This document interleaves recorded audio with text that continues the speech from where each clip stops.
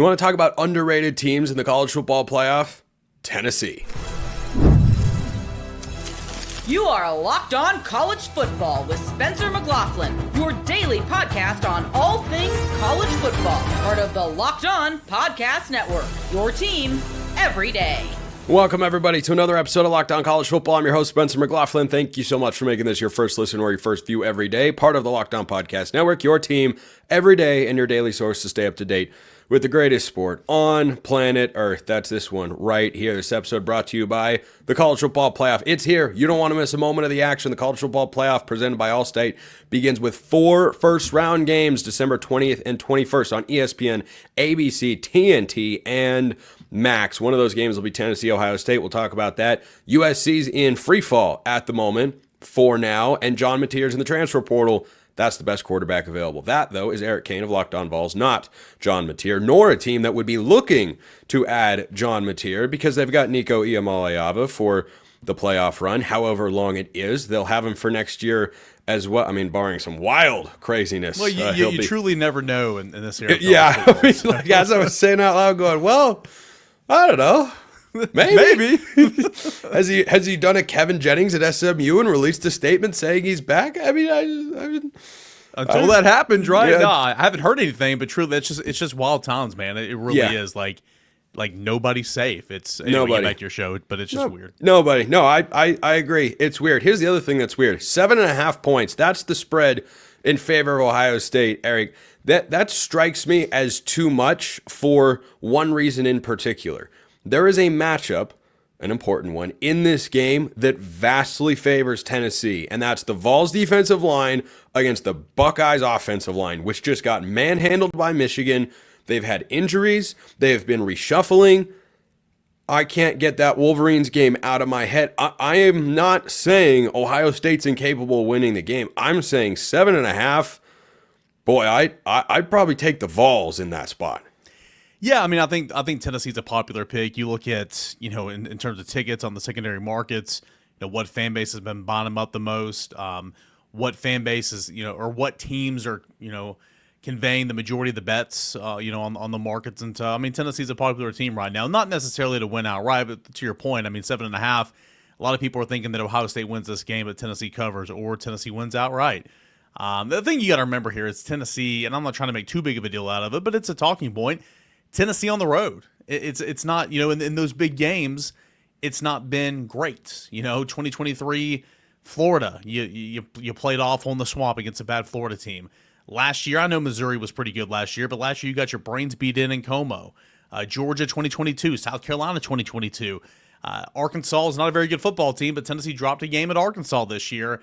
And then, of course, Georgia, this past year between the hedges, but Georgia's a really good football team. My point is Tennessee on the road is more of a talking point, and I think should be, well more discussed than the whole weather thing and Tennessee playing in cold weather and all that. But, Tennessee's got a really, really good football team. I think Tennessee and Ohio State are very comparable, but I guess they're given the benefit of the doubt of Ohio State bouncing back from a rivalry game, playing at home, fan base coming, to their aid is what they hope. I think that point spread's a little too much in favor of the Buckeyes. Here's what I wonder for Ohio State, because I hear you on the bounce back factor. They're ticked off. They're trying to prove that they can still. Ryan Day might be coaching for his job. We'll talk about that later this week on the show. But what I wonder, Eric, is did that game throw off the locker room? Because that was one of the most shocking upsets, not just of this season in college football, of the last 5 years. Yeah. And I mean, we're talking about college football playoffs and the rankings, and you had Miami that lost to a 9-3 football team on the road, and it was Miami that fell way harder than that of Ohio State. The Ohio States that dropped only a couple of spots for losing. Sure, it's a rivalry game, but you dropped a game at home when you were favored by 22 points. 20 and a half. Inexcusable. When you talk about the worst losses of teams in the college football playoff picture this year, Notre Dame's loss to Northern Illinois is number one. Yes. That one might be two. Of course, Ole Miss losing to Kentucky is a horrible loss, but that's probably second. I'd probably say Ole Miss at home to Kentucky. Yeah. I know the impact of the Ohio State loss to Michigan is greater, but from a football standpoint, Michigan's a better football team than Kentucky. Yeah, I mean, I would agree with that, but it's certainly Michigan is not who they were last year. And it's a rivalry game, I get all that. But my point is that is one of the worst 2 to 3 losses of any team in the playoff picture this year. And Ohio State shouldn't have, been kicked out of the field. I'm not saying that. But, yeah, I mean, I mean, that loss was atrocious. And, I'll give Michigan credit. Michigan's got a good defensive line. I think Tennessee's got a good defensive line. And Michigan took advantage of the interior gaps of that offensive line for Ohio State and really put Will Howard in tough situations. And I think Will Howard is capable. I don't think Will Howard is a game breaker. And I think Will Howard will help you if you pressure him. And so Tennessee's going to have to do that. There's a lot of NFL wide receivers in that offense. But if you have a quarterback that's having his clock sped up a little bit and a quarterback that's making bad decisions, it might not matter if you have NFL top wide receivers. So we'll see what Tennessee has to do. But you'll give Michigan credit. They had a really stout defensive line. I think Tennessee, at least defensively, obviously going to try to follow that same game plan and try to put pressure on the interior of that offensive line. One thing that I really wonder about in this game, how is that Vols offensive line just in run blocking? I don't need them to be exceptional in the pass protection department because I don't think Tennessee's going to throw the ball a whole heck of a lot. And I hear people who say, well, they're going to a cold weather place. So when you talk about that random person who hypothetically in reality has indeed brought this up, what do you say travels in college football? Defense, run game. What does Tennessee have? Oh, that's right. Defense, run game. So if they're able to clear lanes for Dylan Sampson, Eric, he might have 35 touches in this football game. And it wouldn't put it past Josh Heupel to ride him like that. I mean, there was a stretch of games, deep in SEC play when Tennessee's offense was trying to figure it out. All they could do is run the football, and they rode Dylan Sampson for 29 carries, 27 carries, 26 carries, and coming from an offense that spread the wealth in the running back position, that had Jalen Wright a season ago, that was a 4th-round draft pick. Having one guy covet 29 carries in a football game is just so outlandish. But that's where you've been at points in times this year. And so Tennessee will ride him in that defense if needed. The weather conversation's hilarious. Is it going to be cold? Yeah, damn right it's going to be cold. It's going to be freezing cold. It's Ohio. Do the Buckeyes recruit only players from the state of Ohio? No. Does Tennessee play home games in South Beach? No, there was snow. I thought it was hilarious. Of course, the matchups, they were announced Selection Sunday, and a couple of days go by, and it snows here in Knoxville. It's like, this Tennessee football team doesn't know what snow is. Well, it's snowing here in Knoxville. I had an inch or two or whatever at certain spots. So the weather conversation is so overblown, in my opinion, but it is going to be Nice cold. pun. And to your point, Tennessee plays good defense. Tennessee runs the football. Which quarterback can go make some plays? I think Nico's got the higher upside for sure. Howard's got the better cast and characters, no doubt. I think it's going to be a good football game, man. But defense does travel, and Tennessee's defense is going to be hoping to travel in a big way. Weather conversation overblown. I see what you did there, even if you did not. Yeah, see, Eric is always thinking about those particular things. So, coming into the segment, Eric, frankly, I hadn't decided on a pick yet. I think this is a 50-50, go either way sort of game, because think about Alabama. They were undefeated. They had beaten Georgia. What happened? They go on the road. They get upset by Vanderbilt. Were they ever the same? Yeah, they showed it in glimpses. They showed it here and there. Yeah. I think that loss stung a lot. I think it hung around in that locker room, and I think that that's what's happened to Ohio State here. I'm taking the Vols in the upset, Eric. I'm taking them to win the game outright. I think it's close, competitive, low scoring, go either way sort of matchup, 24-20. I think Tennessee wins this football game. If either team scores 30 points, I won't be shocked. I'll be surprised. I think it's going to be a lower scoring game. I like I might like the over at 46.5, but just slightly. Point is, everything about me for the last 3 weeks has said Ohio State's going to be the pick here. Ohio State's going to win. I'm not a homer. I mean, no one's accused me of ever being a homer, a sunshine pumper. I'm sure you've never gotten that before. Yeah, the more and more we get to close to kickoff, man, the more and more I think Tennessee's going to find a way, and that goes against the road narrative. That goes against winning the big game narrative. If you follow the Tennessee football team, we call it battered ball syndrome. I think Tennessee kind of stacks up better than Ohio State in certain areas. Now, which roster has more talent? It's Ohio State. Ohio State's got the better roster. which football team is playing better football and which football team Tennessee is maybe equipped to win this style of game better. I think it's Tennessee. So I'm with you, man. I like Tennessee in the upset, which again goes against everything I thought for the last 3 weeks. But as we get closer to kickoff, maybe I'm just sliding into it a little bit. Give me the Vols in an upset. By the way, for all you Tennessee can't win on the road folks out there, their last win at Vanderbilt. Long road trip there. Eric Kane, Locked On Vols. Great stuff as always. You know what's not great right now? USC. Kind of in free fall for the moment. That's coming up next. First, let's talk about FanDuel. Get ready to tackle the NFL action with FanDuel, America's #1 sportsbook. Right now, new customers can bet $5 and get $150 in bonus bets if you win. It's a pretty sweet deal. The FanDuel Sportsbook app gives you everything you need to place live bets on the NFL all in one place. So when you get a hunch in the middle of the game, you can check out the latest stats, you can view live play-by-play, and so much more on the same page where you place your bets. Just visit FanDuel.com to join today. Again, $150 in bonus bets available for you. If you win your first $5 bet, it could be Indiana upsetting Notre Dame. It could be Notre Dame beating Indiana. It could be Tennessee over Ohio State or the other way around. Whatever it is, FanDuel.com. Never waste a hunch. Make every moment more with FanDuel, an official sportsbook partner of the NFL. Then check out our friends over at Prize Picks. Do you know what Prize Picks is? I do. It's the best place to get real money sports action with over 10 million members and billions of dollars in awarded winnings. Prize Picks has made daily fantasy sports accessible to all. You just pick more or less on at least 2 or more players for a shot to win up to 1,000 times your cash. How about that?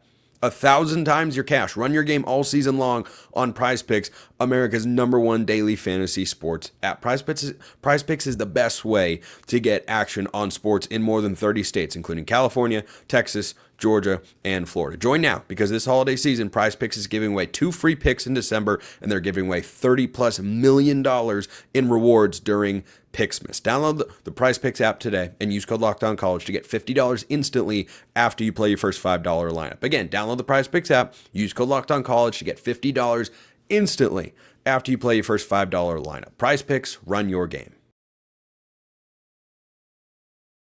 So USC's in a free fall right now. Chaos, disaster, utter mess, grease fire, uncontained, everyone's leaving. Nobody wants to play for Lincoln Riley. Okay, a couple of thoughts here. It is a sizable discrepancy to have had 18 players, several of whom were impact players for USC this season, hit the transfer portal. They've brought in one guy, a corner from San Jose State. Do you think that number is going to remain? Okay, I'll get to that because I'll address all the concerns that you have first before I offer a glimmer of hope to Trojan fans. Again, maybe I should stop doing that. It didn't go well for USC before the season, but alas, here we are once more. 17 net players have left the program. That's not a great sign. USC just had a 6-6 season. They should have been better. They were close, but they felt like Nebraska. They just couldn't win the one-possession games. They couldn't make the plays. They weren't good enough in the trenches across the board. Offensive line, defensive line wasn't good enough. Michigan, Washington won those games by pushing them around in key moments. That was the difference between USC going over their preseason win total of 7.5, which I thought they would do, and where they ended up at 6-6. Quite literally, 2 plays. 2 plays, 2 wins. How long has Nebraska been saying that? Until this year, since 2016. So USC has a horrible third year under Lincoln Riley. They regress again, and it doesn't feel good. Nothing about USC feels positive or optimistic. Miller Moss is off to Louisville, and I think he can do very well over there. And he should not have been in that position. Because all the evidence that we had was that Lincoln Riley, with any quarterback, is going to succeed. Nope, not the case. For some reason, it didn't work out, and I don't think it's a lack of talent with Miller Moss. Things just really started to spiral. The most underrated struggle for USC in the last couple of years is not that they can't stop the run, it's that they don't have a good offensive line. Go watch that Michigan game back. Their offensive line was terrible. Why did Miller Moss throw a pick 6 trying to get rid of the ball quickly? Number 1, Michigan disguises the defense well. Will Johnson's a great player. That's reason number 2. And reason number 3, Miller Moss knows he's not going to have any time to throw the football. So there's a long way to go for USC to get back to where they were a couple of years ago. I don't think they need a Heisman Trophy winner at quarterback to succeed. I know that's when Lincoln Riley's teams, whether at Oklahoma or USC, have been at their best when he has a Heisman finalist. When he doesn't, it hasn't gone quite as well. I don't think this is a guy who's forgotten how to call offensive plays. I think this is a guy who has forgotten how to build in the trenches, at least on one side of the ball. The unsung heroes, as they often are, from those Oklahoma teams were the offensive lines. Because, yeah, Kyler Murray and Jalen Hurts could run around. Baker Mayfield wasn't running around a ton. And that's an Oklahoma team that went to double overtime with Georgia in the Rose Bowl, or else they go to the national championship if they find a way to win that game. So that's the biggest problem that USC has. When you contrast that against the net 17 departed players, we're not even to December 20th yet. Yes, it has a feel of the sky is falling, everything is wrong, and what in the world are they going to do? So, that's the negative, which is very real. Let me turn to the positive, or at least an optimistic view of what USC can be here. Because they haven't just lost a couple of guys. Yeah, Bear Alexander is in the transfer portal. But again, how good was USC along the defensive line? Deuce Robinson, wide receiver portal. Kyron Hudson, wide receiver. He transfers to Penn State. That's a nice pickup for the Nittany Lions, who will have Drew Aller back next season. Zachariah Branch, his brother Zion Branch, transfer portal as well. Zachariah Branch was a big-time recruit for USC. There have been a lot of big-time recruits that have just not quite panned out on the offensive side of the ball. And then you couple the fact that Raleek Brown is out there on Twitter saying, smart move, when one of his teammates enters the portal. And Jacoby Lane saying, dude, what the heck is going on Twitter? It's just chaos everywhere you look. Number one, USC has brought, again, we're flipping to the positive here. All the negative is out there. You understand why people have a negative perception of the program right now. It's very well earned. But number one positive, they are not going to be the same team they were this year. So everything goes wrong for USC this season. They end up benching their quarterback. You can think that was right or wrong. He threw 9 picks in 9 games. I never felt like he was the primary issue. Iamaleava did some really, really nice stuff for USC offensively, but he also threw a couple of interceptions against Notre Dame. Lo and behold, starts up front. But all these other guys leave, and you say, well, there's a culture problem at USC. Well, okay. So then what's the problem with a bunch of guys leaving? USC wasn't any good, and all their guys are leaving. Could that be addition by subtraction? Could be. Could be for USC. It depends on what happens next. Because now they go into the transfer portal, and it's open for them just like it's open for everybody else. They've got a quarter from San Jose State. Maybe he'll start, maybe he won't. Is that the only guy they're going to bring in via the portal? Is that the only guy who is going to be a starter in 2025 that wasn't a starter on this year's team? No. It's going to be a very different looking team. And yes, a lot of change can be scary and frightening. And you know what? It's understandable if you are scared or frightened about this relationship between USC football and Lincoln Riley. That buyout is really expensive. These two sides are hitched together, at least for the next couple of years. He has to find a way to make it work.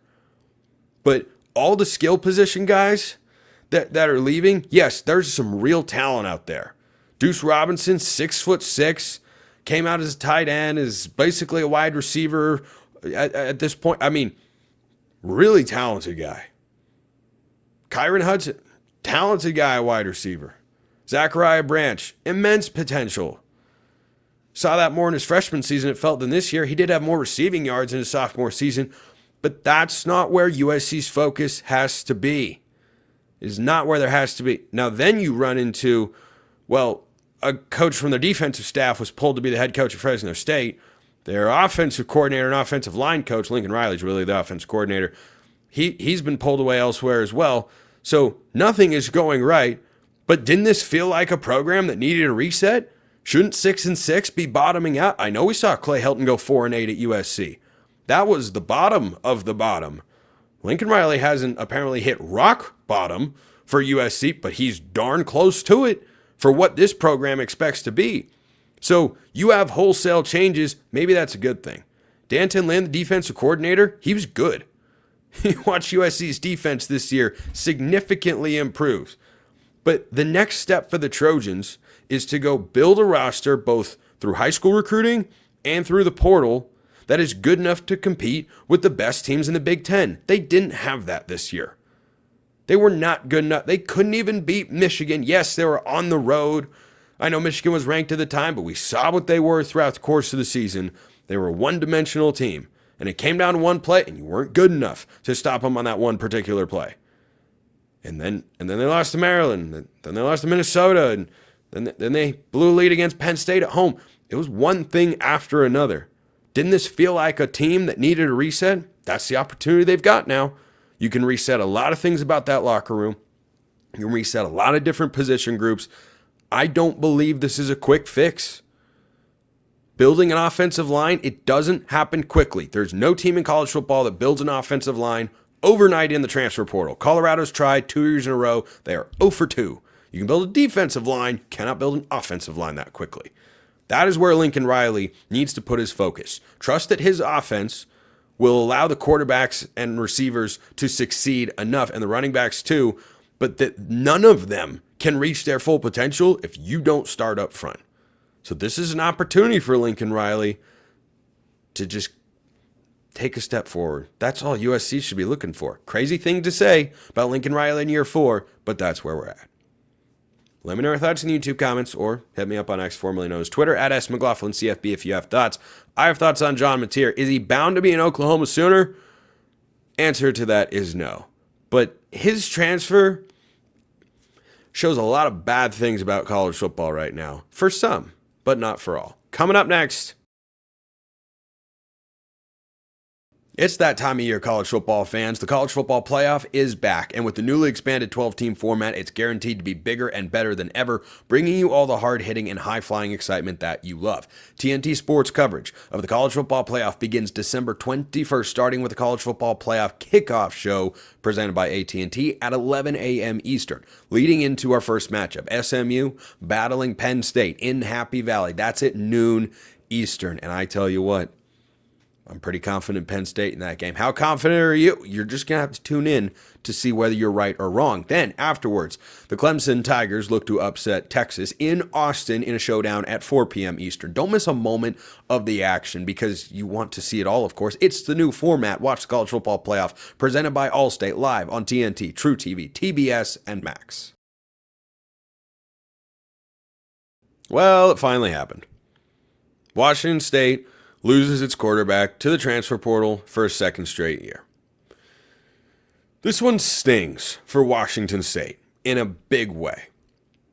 When you lose a player of Cam Ward's caliber at a program that is up in Pullman, Washington, the number of times you're going to, in today's world, be able to replace that guy immediately with someone who is as productive is not often. Heck, major programs struggle to do that. You just watched Michigan go from a first-round pick at quarterback to 3 different guys who averaged less than 100 passing yards a game each. Davis Warren might have gotten that over that mark at the second half of the year, but you understand the point. It's not always easy. Florida State, do you think they're a committed program? They just went from Jordan Travis to DJ Uiagalelei, who's declared for the NFL draft, and I wish him all the best in that particular endeavor. I think we all know how it's going to go. But bringing this back to Mateer, Washington State knew they had a guy, no longer have, had a guy that is incredibly capable of bringing them to a college football playoff level. Do you realize Washington State was legitimately in the hunt for a college football playoff spot this year? They were sitting at 8-1. Their lone loss was at Boise State, who currently has a bye in the college football playoff, and they had a win in dominant fashion against Texas Tech and a win against Washington. Those are Power 4 bowl teams. Washington won 6 games, Texas Tech won 8. Those were wins that they stacked up early in the year. They fell over the second half of the season. That wasn't the fault of John Mateer. Jake Dickert is getting a new defensive coordinator for that reason. So the reason that this is a frustrating one for Washington State, more so than Cam Ward, is that there was a pitch, there was a concerted effort up in Pullman to make the maximum NIL offer possible. Some reports, I've not been able to confirm anything, are that it was in the 7-figure range, $1 million or more, which for Pullman's NIL collective, that's a lot. That's a lot. And guess what? They came together, they worked hard to keep him as best they could, and it's not enough. That sucks. No other way to see it. And I think some Washington State fans are going to understand John Mateer hitting the portal and maybe winding up at Oklahoma. We'll get to it in a sec. I think there are some Washington State fans who will look at John Mateer and say he's just selling out for the money and all these and have that negative reaction. I can't hold it against you if you have that negative reaction. That offer was for more money than most college football players that have ever played this sport were ever able to make, especially above table. Not, getting cash in a brown bag as it used to be. Wasn't enough. Washington State put their best foot forward, and it wasn't enough. They've just been screwed again by this whole thing. So if you're a Washington State fan, listening to or watching this, you're frustrated, I got nothing to tell you other than you're 100% deserving of being mad at everything in college football. At everything. It didn't used to be this way. Jake Dicker made the point, well, this used to be a time where I'm sitting back on the couch, kicking up beer, ready to bring back one of the best teams in Washington State memory. And guess what?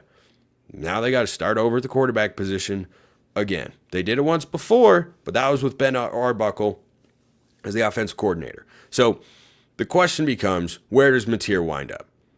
And for John Mateer, the options appear to be down to two schools. Oklahoma's the favorite. His offensive coordinator is there. He's from the Texas area. So the proximity to home could be a factor there. However, Miami is reportedly making a late surge. If I'm John Mateer, looking at those two programs, what I have to assess clearly are two things. Number one, again, this is if I'm John Mateer, but with just a slant of my particular brain. He is clearly, since Washington State's big NIL offer wasn't enough, which calls back to Damian Martinez turning down $400,000 from Oregon State to go to Miami, where he probably got quite a bit more, despite having at one point in time tweeted out #BuiltNotBought. Well, he kind of got bought, at least a little bit there. So the first thing he's clearly looking at is, well, what's the NIL offer? Because it's going to be in the millions of dollars. This guy is the best quarterback prospect available in the transfer portal. I would take him over Malik Murphy. I would take him over Preston Stone. I'd take him over anybody that is out there. I would take John Mateer. He just had 44 total touchdowns. I know Washington State played a bunch of Mountain West teams, but I told you as well, they went to Oregon State, who fell off a bit in the second half of the season, but also had a Power 4 win on their resume in Purdue, which I guess technically counts as a Power 4 win. They went to Boise State. They were highly competitive. Then the game got away from them a bit at the end. And once again, John Mateer wasn't necessarily the problem as much as the defense was the problem in that game. So this is a guy who can go anywhere. And when you have those options, he's clearly thinking about NIL. How much money can you put into my bank account for one season before I maybe go to the NFL? This is a guy who could have multiple years of college eligibility, by the way. You never know. So the continuity factor with his offensive coordinator at Oklahoma makes a lot of sense. However, I would take a stronger look at Miami than I would Oklahoma. Because if I'm Mateer, yes, NIL is a consideration. Well, I'd imagine both Oklahoma and Miami are going to make compelling offers to try and make your bank account a little bit more flush with cash. So then your next consideration becomes, well, what's the best situation for me? Yeah, I love my offensive coordinator over here. Would love to play in that same system, but who am I playing with? Who do I have? What do I have? Miami just went 10-2 and it was a disappointment. If Oklahoma had gone 10-2 this year, they would have given Brent Venables an extension. Again, they did that anyway before the season. I never thought it made sense. He scraps his way to a bowl game for the second time in the last 3 years. Oklahoma has a lot of questions to answer.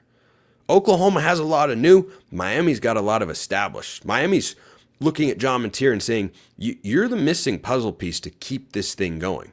We were a quarterback-centric offense. We just sent Cam Ward to New York City as a Heisman finalist. You can come do that again.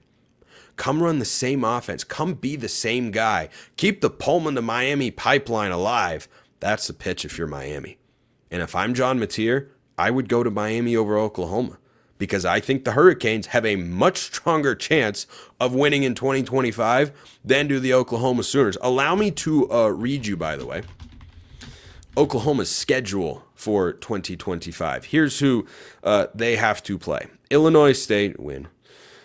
Michigan at home. Michigan will be vast improved. At Temple, host Auburn, bye week, Kent State. Texas, at South Carolina, Ole Miss, at Tennessee, bye, at Bama, Missouri, LSU. Oh, look, another gauntlet. You want to go through that? Hey, it's your call. But if the NIL offers are in the same category, I prefer winning. Miami's schedule, conversely, in 2025, well, it's in the ACC, so it's obviously not going to be quite as difficult. They do open with Notre Dame. That's a big matchup there. Bethune-Cookman, South Florida. Florida, good team. At Florida State, who knows? Louisville, NC State, Stanford, Syracuse, at Pitt, at SMU, at Virginia Tech. Those games in no particular order. Which of those schedules sounds a lot harder to you? That's right, Oklahoma's by a long shot. So I'd go to Miami. I would. I'm not anti-Oklahoma. I'm just, right now, with the way the schedule rotations work, I would not want to be a part of that because it's going to be difficult again. Whereas Miami, you can lead them to the playoff. Appreciate everyone listening. I'll see you next time. And until then, hope you have a wonderful rest of your day.